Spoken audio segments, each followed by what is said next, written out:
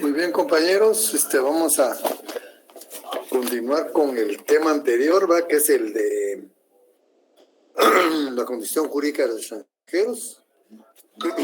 La terminamos en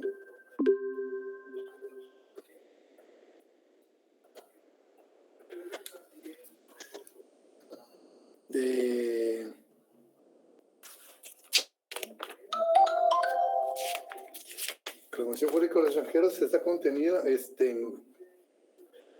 en el Código de Migración.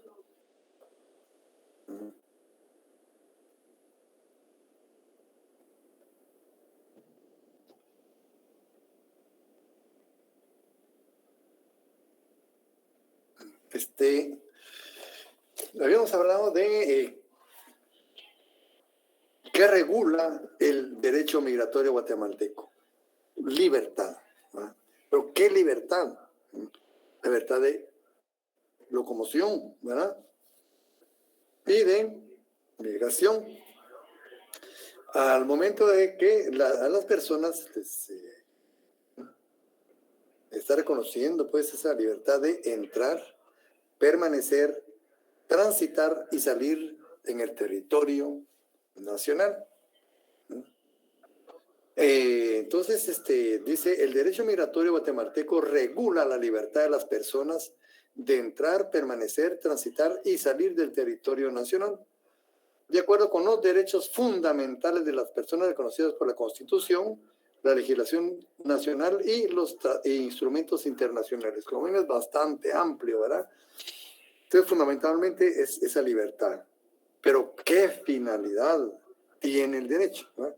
Y vemos que regula, ¿verdad? La libertad. ¿Qué garantiza?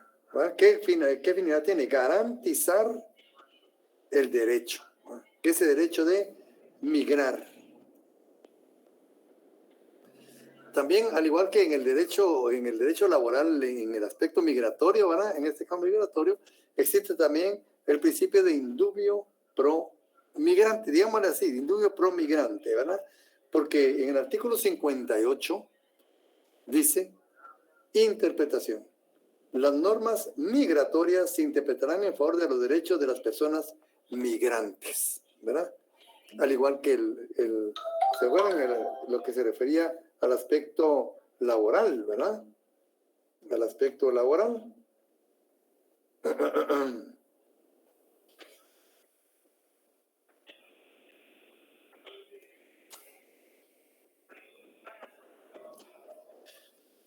Interpretación, ¿verdad? De ahí, limitación. Si se limita el derecho a migrar únicamente en los casos, ¿qué casos se limita?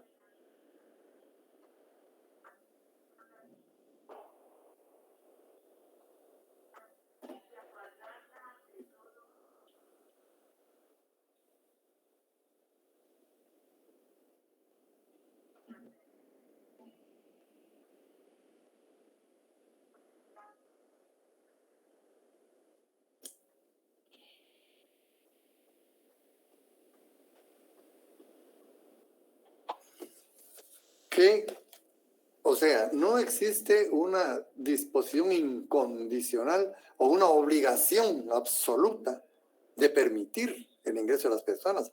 Hay límites también, ¿verdad? Está la salud, la seguridad, el orden público, la seguridad de las personas y por orden o sentencia judicial, ¿verdad?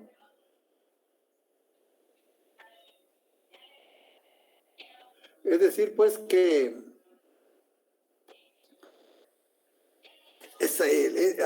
pueden existir limitaciones. Por ejemplo, que acaba de ver con el COVID, con esta viruela del mono, ¿no? El ébola, por cuestiones de salud, ¿verdad? Los países tienen la potestad de no permitir el ingreso de personas, ¿verdad?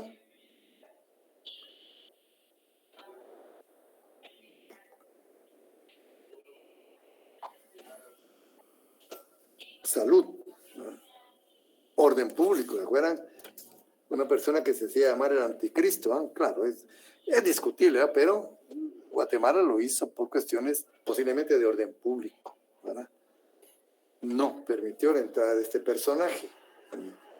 Y así, en otras situaciones, pues, se permite a los estados impedir el ingreso de diferentes personas. ¿Qué principios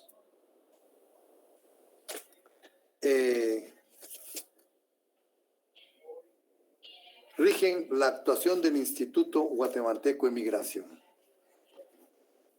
¿Qué principios van a regir?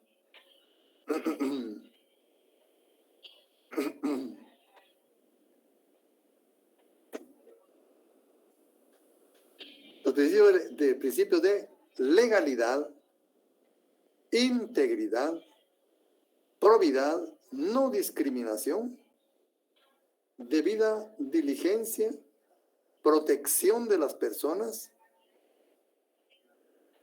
reunificación familiar, digamos al principio, ¿verdad? ¿Qué interés, qué atención le dedican a la familia, ¿verdad? En el aspecto migratorio aquí en Guatemala, ¿no?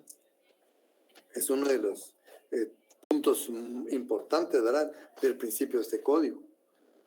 Confidencialidad, profesionalización y debido proceso.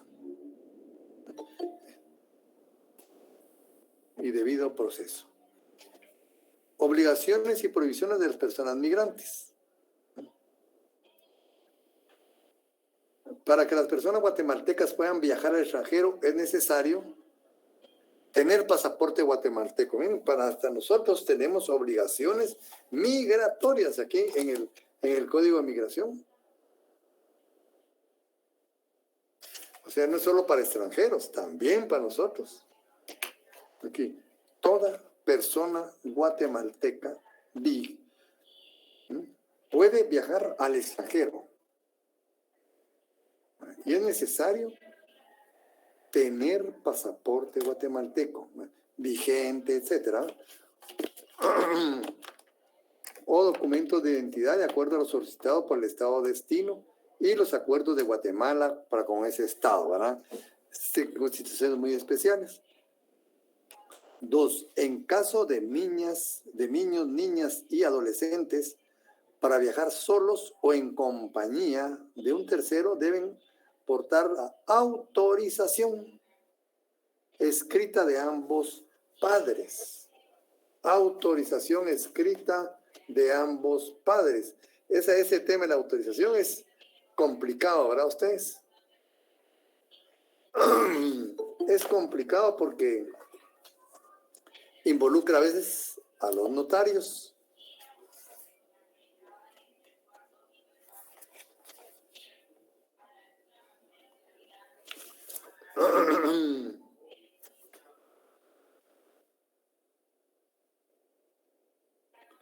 Incluso, fíjense ustedes, nosotros como notarios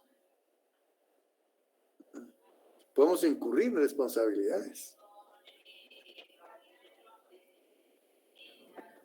El autor o participe, cuando el autor o participe sea notario, dice, hay agravantes, que en el ejercicio de sus funciones y con conocimiento favorezca y facilite la comisión de un delito.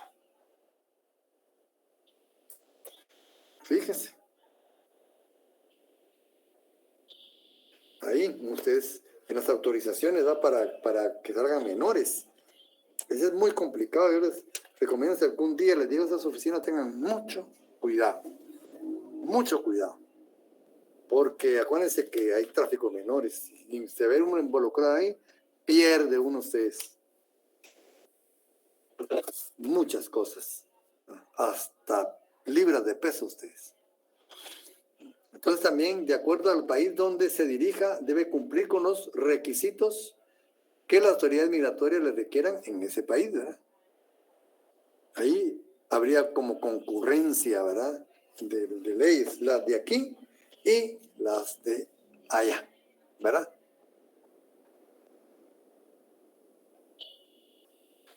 Y cumplir con las declaraciones y pagos, impuestos, etcétera, ¿verdad? Ninguna autoridad del país puede negar a las personas nacionales guatemaltecas su ingreso a territorio nacional. Obligaciones. Son obligaciones las personas extranjeras en Guatemala, pero no solo derechos, también hay obligaciones. Artículo 62.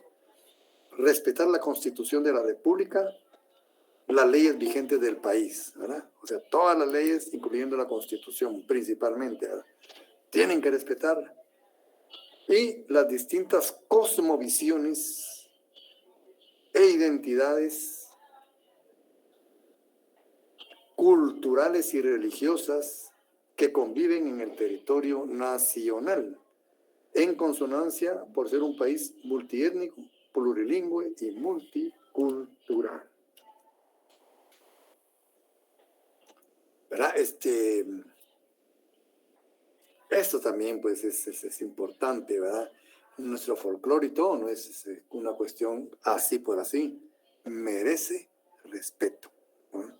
Y eso pues nos individualiza a nosotros ante el mundo, ¿verdad? Es parte nuestra y debe ser respetado. Aunque no se comparta, ¿verdad? Debe respetarse.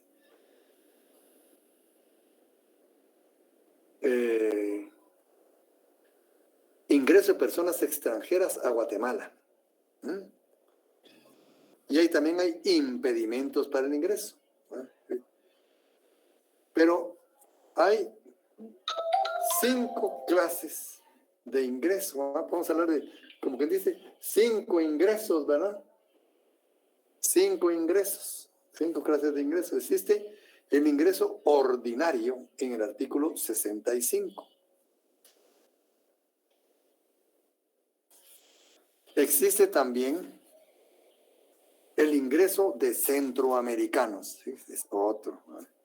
Tiene su propia situación. También existe el ingreso de personas por razones humanitarias. También existe el ingreso a solicitud de autoridad competente. Por ejemplo, a veces vienen testigos, por decirles algo, en un caso que sí sucedió, no me acuerdo qué caso fue, pero vinieron testigos de los Estados Unidos. Ellos estuvieron así, involucrados en algo y se fueron, ¿verdad? Pero quedaron como testigos y se les mandó a traer por autoridad competente, ¿verdad? Estos también tienen una situación especial, ¿verdad? Artículo 69. Ingreso a solicitud de autoridad competente, ¿verdad? Ahí pueden obtener un permiso especial de ingreso. Y existe ingreso temporales por razones de transporte. 5 clases de ingreso, ¿verdad? Ordinario, ya vimos, ordinario, de centroamericanos, por razones humanitarias, solicitado por autoridad competente y por razones de transporte. Ese es ingreso temporal por razón de transporte. Temporal por razón de transporte. Bueno, pero también existe la permanencia, ya hemos visto, ¿no? La permanencia de personas y su estatus ordinario. Aquí hablamos de estatus. Estatus de permanencia en Guatemala. Hay un estatus ordinario,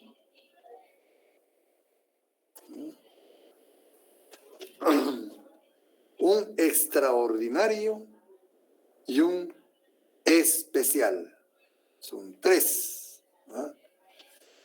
Como formas en que pueden permanecer las personas en el país, ¿verdad? Dice, las personas extranjeras pueden permanecer en el país en razón del tiempo autorizado de acuerdo al estatus ordinario o extraordinario que les sea otorgado por instrucción de este código, o también pueden permanecer en el país con estatus migratorio especial. Ordinario, extraordinario y especial. Dentro del estatus ordinario migratorio tenemos al turista o viajero, al residente temporal y al residente permanente. Entonces el residente temporal tendrá sus propios tiempo y situación. Puede ser trabajadores migrantes, estudiantes, deportistas y artistas, intelectuales, investigadores científicos, ministros de culto o religiosos.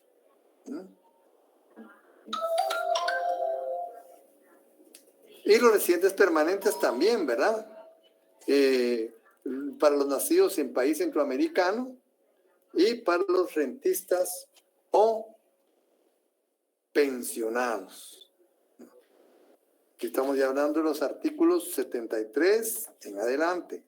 Estoy en el 78. Y también hay regla especial para el estatus de residente temporal de estudio, ¿verdad? Lo que hemos dicho. Existe también el estatus extraordinario migratorio. Estatus extraordinario migratorio, ¿verdad? Distinto de los estatus ordinarios migratorios que se definen en este código, se reconocen circunstancias extraordinarias de permanencia que permiten a una persona extranjera estar en territorio nacional, siendo las siguientes: estatus de permanencia provisional, estatus de permanencia de atención especial, y todas tienen su respectivo desarrollo, ¿verdad? En sus artículos, y estatus de permanencia por razón humanitaria, ¿verdad? Artículos 82, 83, 84, 85, ¿verdad? Están desarrollados ahí. Yo solo te estoy indicando cuáles son y ahí desarrolla. Y el estatus migratorio especial, obtienen el estatus especial aquellas personas que por su actividad o situación no se encuentran entre las definiciones, las definidas como ordinarias o extraordinarias. Se denomina con estatus especial los siguientes: trabajadores transfronterizos e itinerantes. Otros trabajadores conforme al literal B, artículo 13 del Código de Trabajo. ¿Se acuerdan ustedes? ¿Eh? Contratación de extranjeros, ¿verdad? Los funcionarios diplomáticos, consulares y de organismos internacionales. Ellos tienen un estatus especial. Invitados especiales de los organismos de Estado y sus dependencias. Grupos artísticos, culturales, religiosos, deportivos o educativos que viajan juntos bajo la responsabilidad de una persona determinada, ¿verdad? Esos son estatus de migración especial.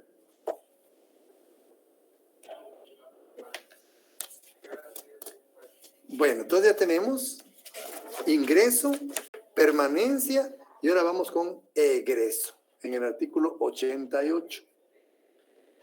Egreso ordinario de personas de Guatemala. El egreso a Guatemala debe realizarse vía los puestos migratorios, oficina de país, cumpliendo con la documentación correspondiente, cumpliendo los requisitos y formalidades de seguridad que sean indicados en cada situación, ¿verdad? Etcétera. Y de ahí vienen lo que son los documentos de viaje. Los documentos de identidad y documentos de viaje, ¿verdad? Los documentos de viaje del migrante o viajero guatemalteco, fíjense, guatemalteco, son los expedidos por el Instituto Guatemalteco de Migración. Para nosotros guatemaltecos también estamos,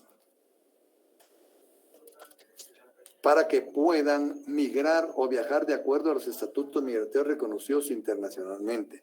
Entonces también nosotros aquí estamos, no solo extranjeros.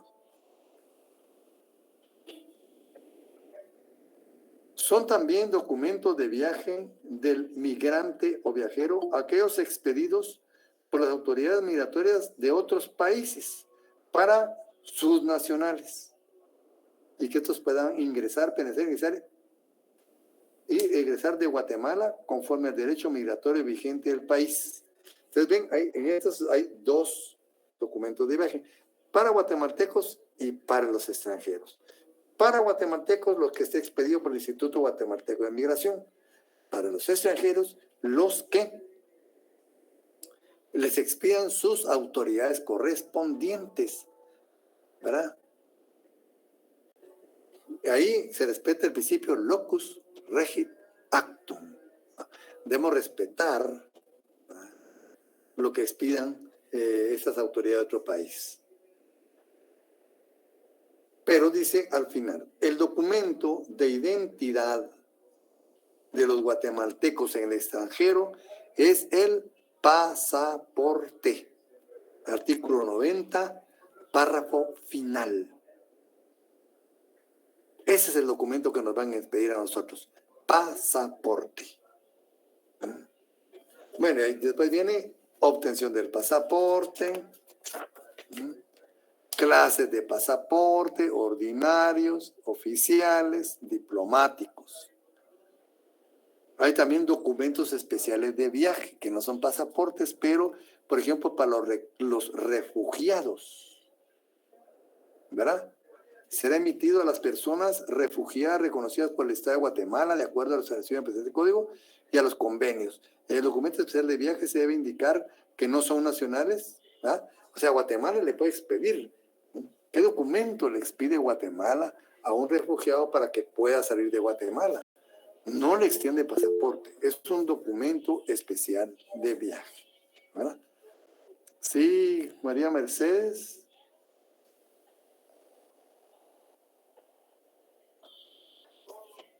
Apagate las luces.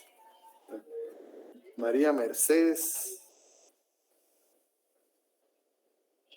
Ahí está. Yo creo que ahora sí. Sí, María Sí, es que Mercedes. mi pobre micrófono ya está muy viejito. Entre estos documentos. ¿No se escuchó? Citan asilo. No sé si. ¿Perdón? Ahora sí.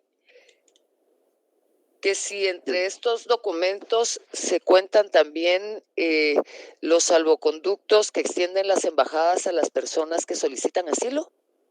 Salvoconducto que tienen las embajadas. Podría ser también, sí. Porque hay documentos especiales de viaje, ¿verdad?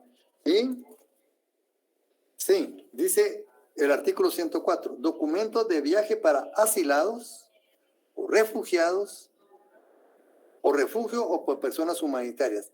Las personas reconocidas como refugiados o asiladas que no cuentan con documento de viaje podrán solicitar al Instituto Guatemalteco de Migración la emisión de un documento especial de viaje. ¿Verdad? Sí los incluyo, ¿eh? Entonces, el artículo 92, sí, entonces el artículo 104 también contempla eso, como que lo amplía, ¿verdad? Así es. Bueno, ahí viene característica del pasaporte, nulidad, denuncias, ¿verdad? Etcétera. Dice el artículo 100, pues estamos hablando también de los residentes, ¿verdad? Temporales y residentes permanentes, ¿verdad? Que están también contemplados acá en el como con un estatus ordinario migratorio, ¿verdad? ¿Cómo se identifican ellos? ¿Cómo se identifican? Entonces dice aquí, las personas que han obtenido el estatus de residente, ya sea temporal o permanente, deberán identificarse con el documento personal de identificación, también tienen DPI, que les será extendido por el Registro Nacional de las Personas. Artículo 100.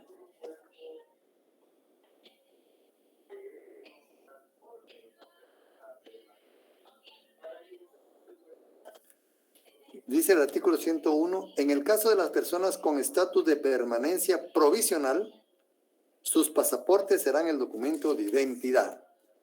Entonces, el documento de identidad a nivel internacional va a ser el pasaporte, ya sea para guatemaltecos extendidos por Guatemala y para los extranjeros extendidos por sus propios países, ¿verdad? Por sus propios países.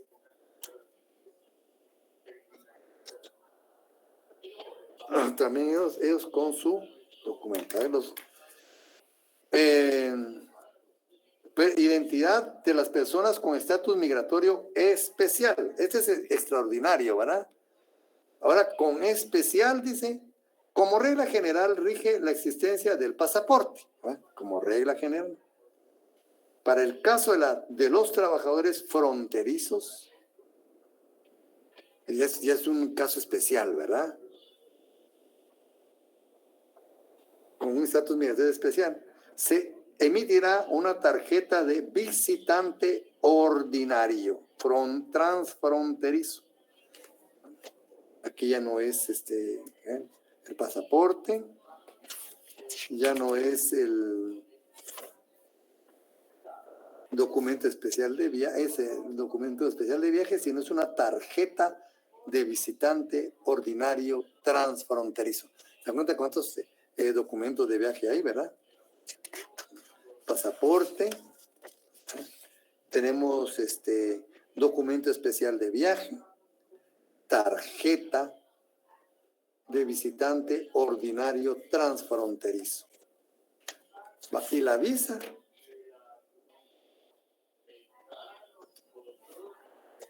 Bueno, dice el artículo 103, documento de viaje. Son documentos de viaje los extendidos para guatemaltecos por el Instituto Guatemalteco de Migración y que permite a las personas obtener la autorización correspondiente, así como registrar los ingresos, permanencia y egresos de otros países, la visa, ¿verdad?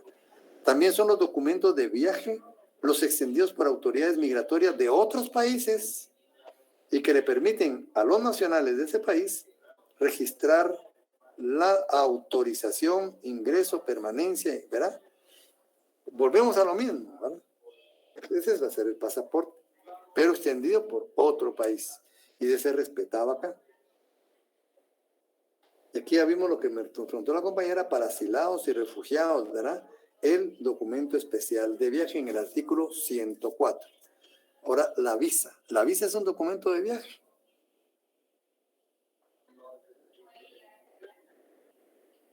Aquí está inmersa dentro de lo que son documentos de viaje, pero la visa probablemente es una autorización, ¿verdad? Aquí dice, las visas extendidas por Guatemala a personas extranjeras autorizan a esta persona a poder ingresar, transitar, permanecer e ingresar, ¿verdad?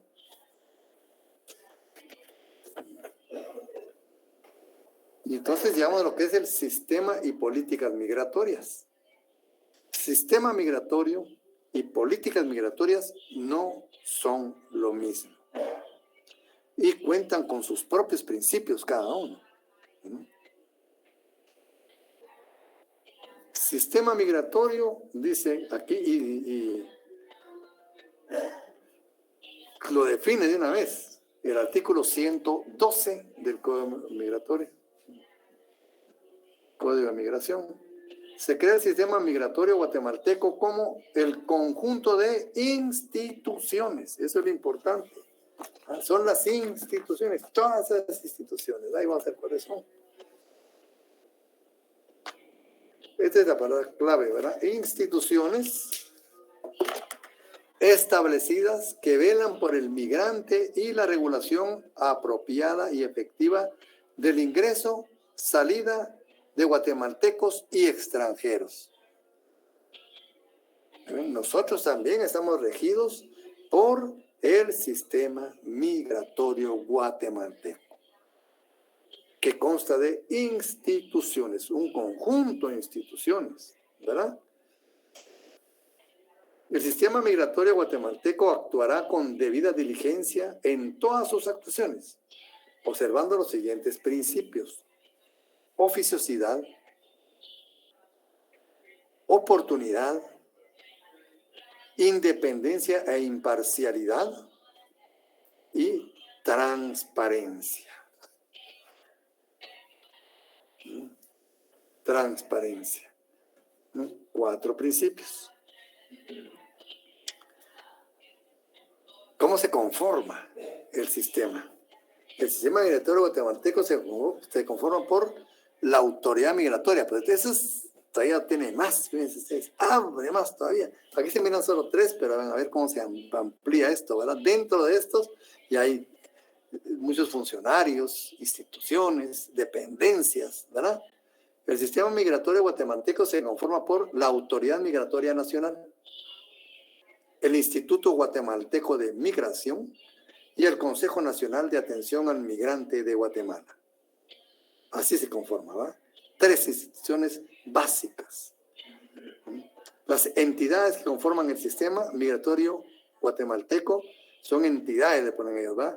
Deberán reunirse, comer, y bueno, y ahí dice que de reunirse, que la reunión Ahora viene política migratoria. Sistema migratorio, vimos que es conjunto de instituciones. Política migratoria, ¿qué va a hacer? Conjunto de normas, instituciones, procedimientos, programas, planes, presupuestos y acciones que el Estado de Guatemala destina con exclusividad para atender el derecho a migrar de las personas. Todo lo que está destinado, ¿verdad?, para atender ese derecho de migrar de todas las personas. Dice de las personas, no dice de los extranjeros ni de guatemaltecos, dice las personas. Principios. Artículo 115 también tiene sus propios principios. Respeto a los derechos humanos, ¿verdad? Garantía del derecho a migrar, integración de los compromisos migratorios adquiridos por Guatemala ante la comunidad internacional, seguridad de las personas migrantes, ¿no?, y preservación del territorio nacional.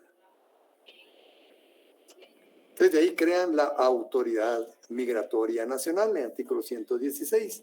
Miren quiénes le integran para que ustedes vean como que es como exponencial, ¿verdad?, cuando vamos viendo. Porque aquí nos habla de autoridad migratoria, ¿no?, como un inciso, el inciso A, ¿no?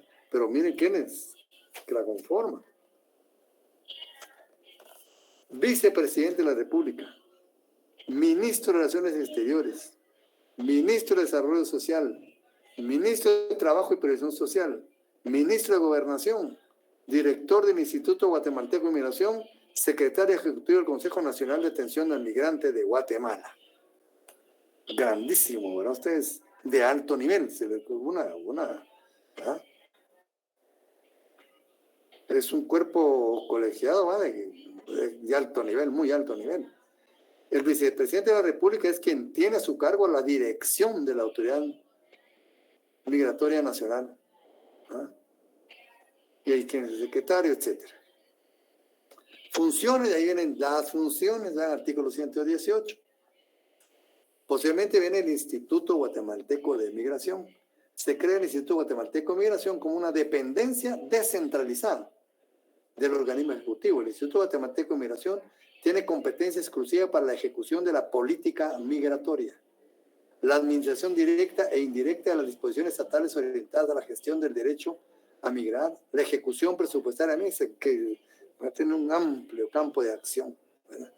Tiene una misión también, funciones, todas sus funciones en el artículo 122, recursos financieros, y ahí está el director general. Es dirigido por un director general, el cual ejerce sus funciones con absoluta independencia de criterio, etcétera, ¿verdad? Selección. El presidente de la República es responsable de nombrar a la persona que ocupará el puesto de director del Instituto Guatemalteco de Migración de acuerdo a las calidades dispuestas en el presente código. Calidades. Para cargo director del Instituto de Migración se requieren las mismas calidades para ser ministro de Estado. Fíjense ustedes. Prohibiciones para ser ministro, o sea, ¿no?, remoción del cargo, etcétera. Está pues regulada otras cuestiones.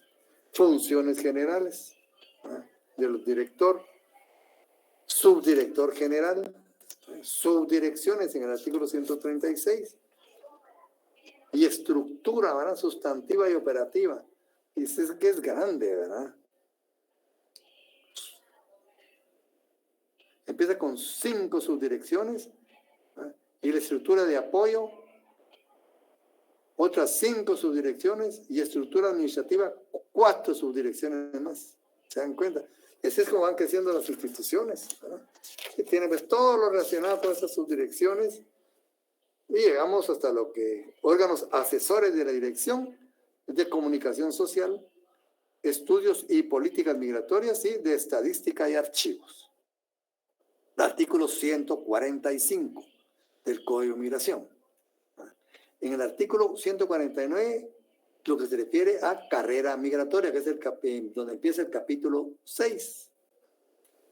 Se crea la carrera migratoria, la cual constituye una profesión reconocida por el Estado que comprenderá el proceso de selección, formación, capacitación, profesionalización, evaluación, promoción, suspensión y remoción, a través del cual la administración migratoria se garantiza un personal debidamente calificado, con vocación de servicio y ética en el desempeño. Y ahí continúa, ¿verdad? Relación interinstitucional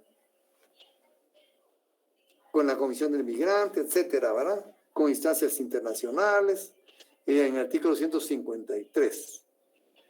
Capítulo 8, 158, Instituto Guatemalteco de Migración y el Consejo Nacional de Atención al Migrante. Otros capítulos, ¿verdad?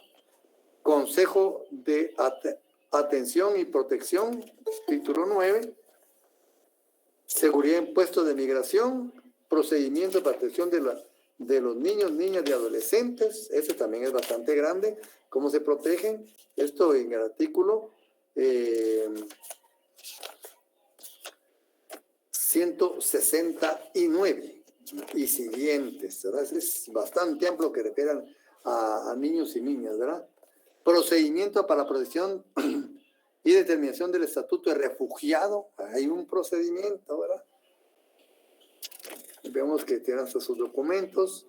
Criterio general para procedimiento de regulación de personas extranjeras, faltas y sanciones de migración, ¿verdad? En el artículo 192. Potestad sancionatoria. El Instituto Guatemalteco de Migración tiene potestad sancionatoria y por lo tanto puede imponer sanciones conforme lo regulado en el presente capítulo y en el ámbito exclusivo de su competencia. Faltas. Se consideran faltas administrativas que pueden ser cometidas por las personas extranjeras no presentar ante la autoridad guatemalteca su documento de identidad internacional de viaje. Pongámosle pasaporte, ¿verdad? B. Permanecer en el país por más tiempo del que le ha sido autorizado, etcétera, ¿verdad? C. No informar de los cambios de dirección de residencia o domicilio, ¿verdad? Sí cambia, ¿verdad? D. En los casos de residencia temporal, no presentar la certificación de solvencia tributaria al instituto. Ser sorprendido realizando actividades comerciales sin estar autorizado. Ingresar por puestos o lugares no autorizados o no tener prueba de que ingresó regularmente. Entonces hay obligaciones también. Y ahí están las sanciones. Las sanciones son económicas. Está en el artículo 194. Y también incluso puede existir la sanción de que abandone el país. 195. Y también hay en el capítulo 5, artículo 198, hay procedimiento de atención a familia de personas reportadas como desaparecidas a causa de la migración. Está también lo que es los medios de transporte en el 208, que hay una supervisión, asistencia y protección, ¿verdad? Colaboración privada. No pueden abandonar el país las aeronaves, embarcaciones y vehículos terrestres sin que sus pasajeros, tripulantes y personal realice el procedimiento de control migratorio. Es obligatorio. Por el incumplimiento de esta normativa se sancionará al infractor con una multa equivalente a $10,000 de los Estados Unidos de América. Hay responsabilidad solidaria, hay obligaciones, etc. De ahí, bueno, están las disposiciones finales y transitorias, ¿verdad? Pero esto continúa, porque, como ustedes sabrán, el Código de Migración no derogó totalmente la ley de migración. Para mí no tuvieron que haberla derogado completamente, ¿verdad? No se nos dejan una parte ahí y complica la situación. Pero ahí está. Básicamente, no derogó la parte, como que puede decir, penal, ¿verdad? De la ley. Y esa misma se queda vigente hoy en día.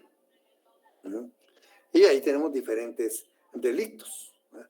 Tráfico ilícito de personas, facilitación ilícita de permanencia, facilitación ilícita de trabajadores migrantes extranjeros, tráfico ilegal de guatemaltecos.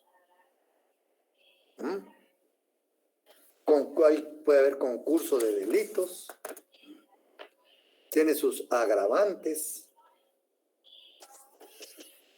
Entonces, deja lo que es el título 10 de los delitos y las faltas, capítulo 1 de los delitos. Eso no lo derogó. Continúa vigente de la ley de migración. Comete el delito de tráfico ilícito de personas quien, con el fin de obtener directa o indirectamente un beneficio económico u otro beneficio de orden material, promueva o facilite de cualquier forma el ingreso, permanencia o salida ilegal del territorio nacional de una o más personas extranjeras. ¿Verdad? Eso es lo importante, porque acuérdense ustedes que hay empresas que se dedican a eso, pues, pero en forma legal, ¿verdad? Ingreso, permanencia y salida de extranjeros al territorio, pero legal. Aquí la palabra clave es ilegal, ¿verdad? La misma pena se aplicará para ¿quién? Para los fines del párrafo anterior, de cualquier forma facilitar o promover el transporte o tránsito de una o más personas extranjeras.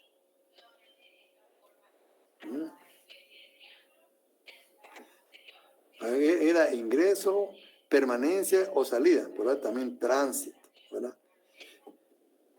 También tenemos el facilitación ilícita de permanencia. Comete este delito quien, con el fin de obtener directa o indirectamente un beneficio económico u otro beneficio de material, facilite la estadía de personas extranjeras en el territorio nacional mediante la creación de un documento de viaje de identidad falso o facilite el suministro del documento. ¿Ah?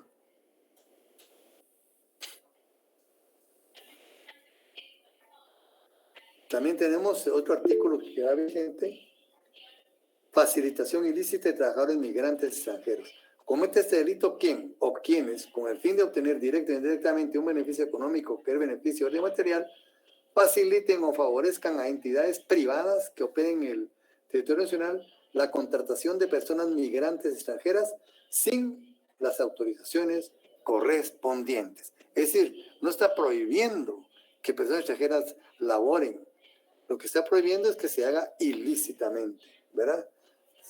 Y en la licitud también van autorizaciones de autoridades correspondientes. También está el tráfico ilegal de guatemaltecos. Comete el delito de tráfico ilegal de guatemaltecos quienes, con ánimo de lucro o cualquier otro beneficio material o personal dentro del territorio nacional de cualquier forma o manera, capte, aloje, oculte, traslade o transporte por cualquier vía o medio a guatemaltecos para emigrar a otro país. Para emigrar, esa es la finalidad, ¿verdad? Sin cumplir con los requisitos legales. Dice también el artículo 107, sin perjuicio de la responsabilidad por otros ilícitos, no serán penales, ¿verdad? No serán punibles las actividades o acciones que para entrar, permanecer, transitar o salir del territorio nacional realicen el migrante o su familia.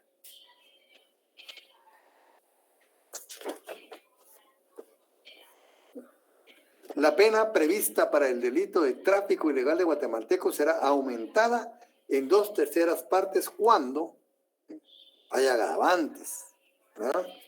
La persona migrante sea menor de edad, la mujer migrante se encuentre en estado de gravidez, se ponga en peligro la vida, integridad y la salud del migrante, el autor o partícipe sea funcionario o empleado público. Y esto es algo importante que ya les había yo mencionado anteriormente. 5, el autor o partícipe sea notario, que en el ejercicio de sus funciones y con conocimiento favorezca o facilite la comisión de un delito. Yo decía, esa autorización que se requiere para los menores, ¿verdad? Es muy peligroso, les recalco, hay que tener mucho cuidado, ¿verdad? Porque se puede meter un lío tremendo con eso. Acuérdense que hay menores de edad. el hecho que se realice por un grupo de 3 o más personas, se trate o no de delincuencia organizada. La persona migrante resultaría de ser víctima de tratos crueles, inhumanos y degradantes cuando la persona migrante sufra privación de libertad en el extranjero y sea víctima de otros delitos, ¿verdad? En ningún caso se tendrá como eximente o atenuante de responsabilidad el requerimiento, el pago o consentimiento prestado por la persona migrante. Y a esos coyotes les pagan, pero ellos dicen, no, usted está cometiendo un delito. Y aunque le hayan pagado, ¿verdad?, usted cometió ese delito, ¿verdad? Entonces, aunque medie consentimiento y pago, existe el delito. De ahí viene lo que se refiere al fiscal general y su actuación en estos casos, ¿verdad? Bien, esto es a grandes rasgos,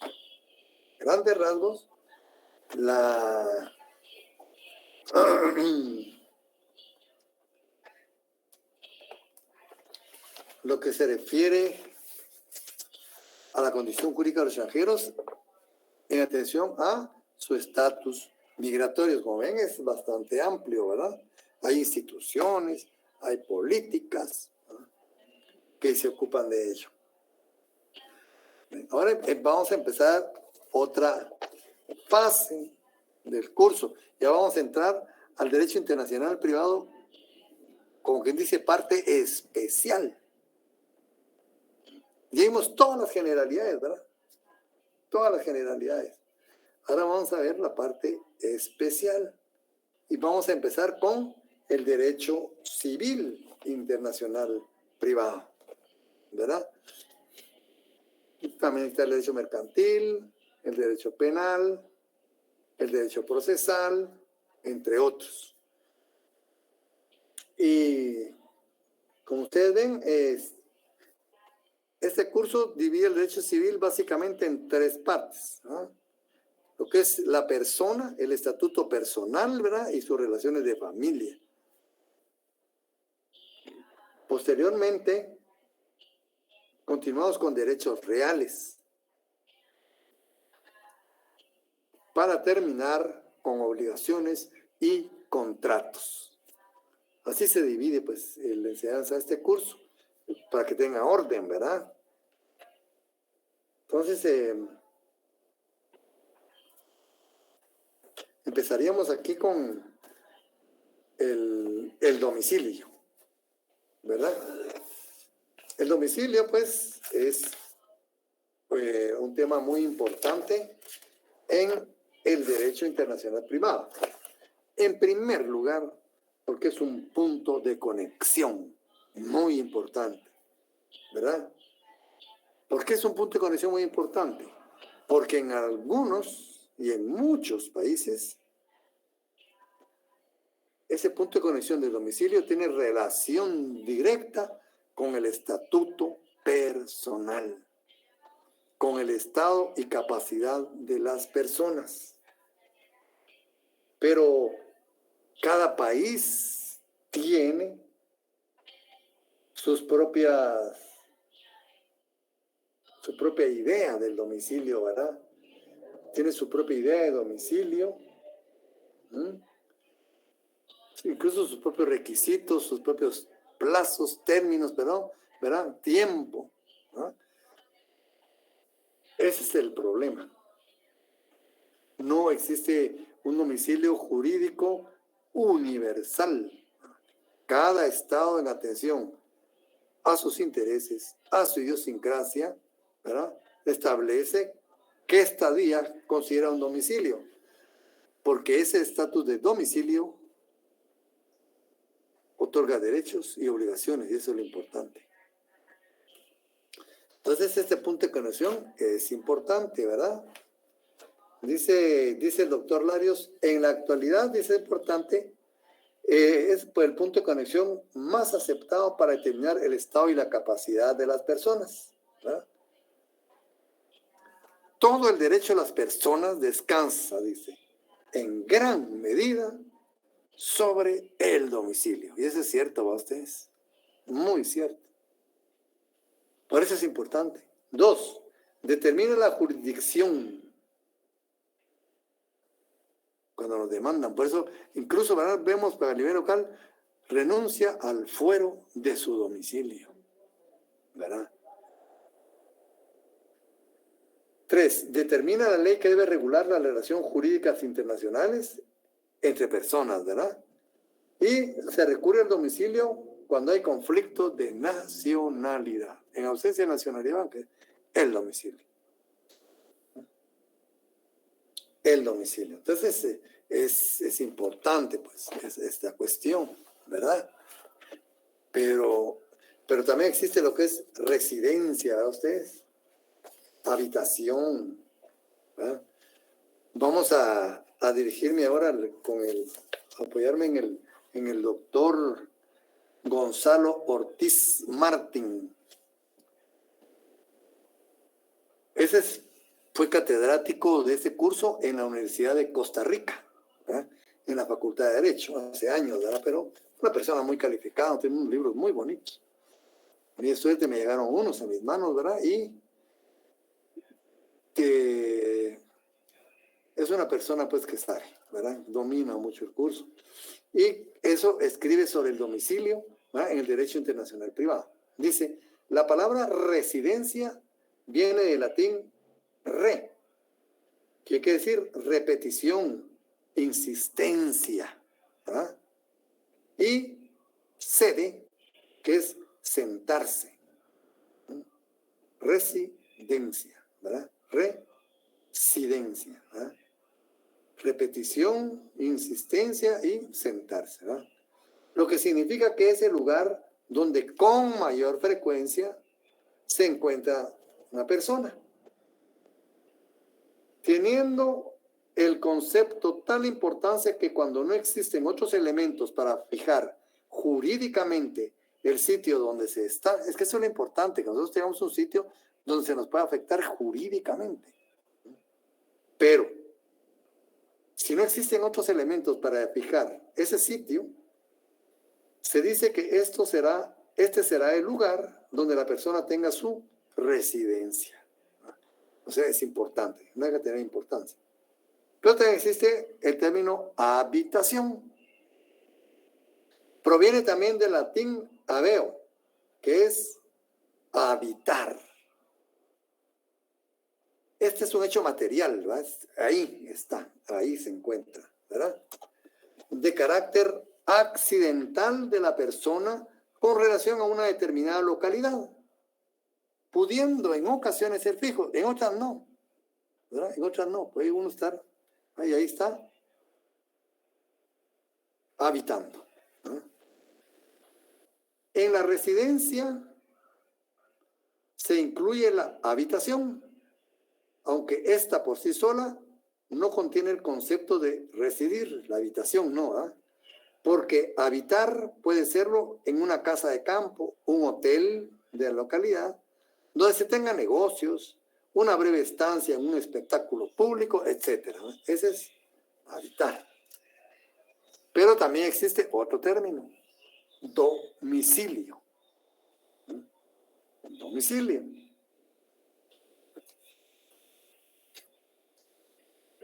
El domicilio viene de domus, ¿verdad?, porque nosotros vemos hoy como domo, ¿verdad? Domus, la casa, ¿verdad? Encierra una idea de mayor estabilidad. Esto es lo importante, lo que quiero resaltar con esta lectura, ¿verdad? Una idea de mayor estabilidad y materialidad. Por eso es diferente. Por eso se diferencian las tres, ¿se dan cuenta? Y tiene una acepción jurídica, y el domicilio tiene una acepción jurídica que define la ubicación de derecho. ¿Ven qué importante es el domicilio?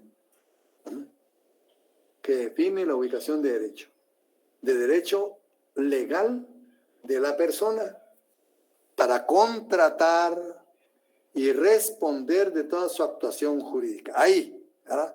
Ahí, en el domicilio. Y de toda actuación jurídica que se estima en materia civil, a pesar de que la persona no esté, como en el lugar en que se supone que está, ¿verdad? Esto es importante, dice, porque deja de lado el concepto de materialidad, ¿verdad? En la habitación, ¿verdad? Ahí es obligatorio, okay, ahí está. Ahí está habitando, ¿verdad? Incluso en la residencia, ¿verdad? Ahí está constantemente, está ahí. Pero ya el domicilio ya es diferente, ¿verdad?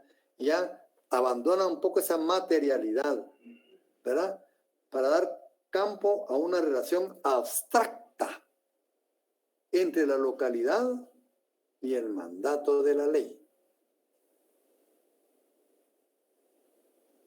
Y ahora yo les pregunto, esa relación abstracta entre localidad y el mandato de la ley, ¿qué la provoca?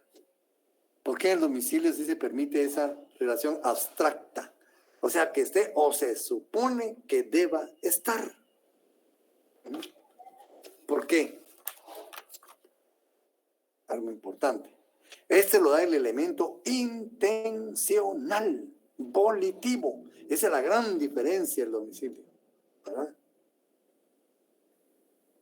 Es elemento intencional. Entonces dice, el lugar donde esté o se supone, ¿verdad? Que esté. Entonces, deja de lado el concepto de materialidad para dar campo a una relación abstracta entre localidad y mandato de ley.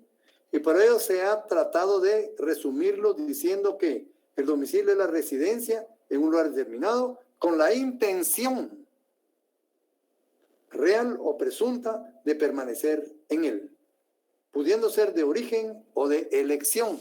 Ahí está el elemento volitivo.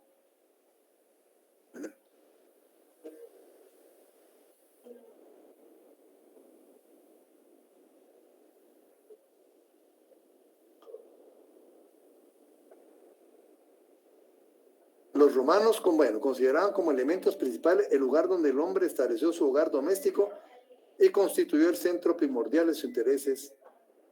Legislaciones modernas introducen otro elemento consistente en la intención. Es que eso es lo importante, la intención de la persona. Por eso es que permite esa relación abstracta, ¿se dan cuenta? Donde esté o se presume que esté, por la intencional, ¿verdad? Por eso me interesaba dar esta lectura para que vayamos viendo esta situación, ¿verdad? Entonces la intención es importante.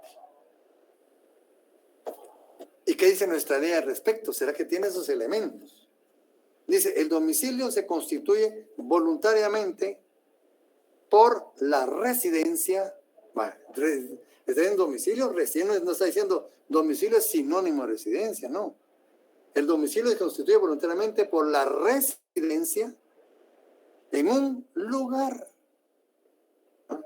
Ya está destacando un elemento, el elemento espacial del domicilio. Con ánimo, este es importantísimo, ¿sí? Con ánimo de permanecer en él.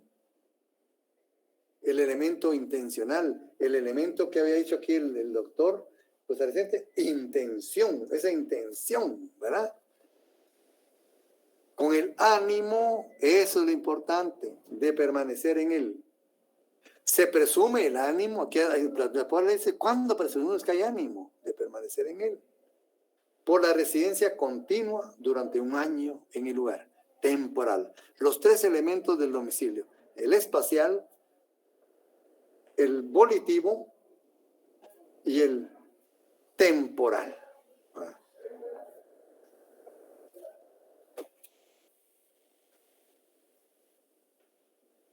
¿Y ahora qué dice el Código de Derecho Internacional Privado? Dice, el concepto, artículo 22 del Código de Derecho Internacional Privado, el concepto, adquisición, pérdida y recuperación del domicilio general y especial de las personas naturales jurídicas se regirá por la ley de territorial, Lex Fori. El artículo 23 es muy importante, dice, el domicilio de los funcionarios diplomáticos, fíjense qué importante, y el de los individuos que residan temporalmente en el extranjero por empleo o comisión de su gobierno o para estudios científicos o artísticos, será el último que haya tenido en su territorio nacional, artículo 23. Entonces, el domicilio del embajador de Guatemala en México, ¿cuál es Guatemala? ¿Verdad? Artículo 23. Este es concorde con el artículo 37, literal E, del Código Civil, que dice, el domicilio legal de una persona es el lugar donde la ley le fija su residencia para el ejercicio de derechos y el cumplimiento de sus obligaciones, aunque de hecho no esté allí presente, ¿verdad? Se reputa domicilio legal, literal E, del artículo 37, de los agentes diplomáticos guatemaltecos residentes en el extranjero por razón de su cargo, el último domicilio que tenían en el territorio nacional. ¿Se dan cuenta? Y el domicilio legal del jefe de familia se extiende a la mujer y a los hijos, ¿verdad?, no emancipados, y el del tutor y protutor o curador a los menores o incapacitados. Las cuestiones sobre cambio de domicilio de las personas naturales o jurídicas se resolverá de acuerdo con la ley del tribunal, lex fori, si fuere el de uno de los estados interesados, y en su efecto por el del lugar en que se pretenda haber adquirido el último domicilio.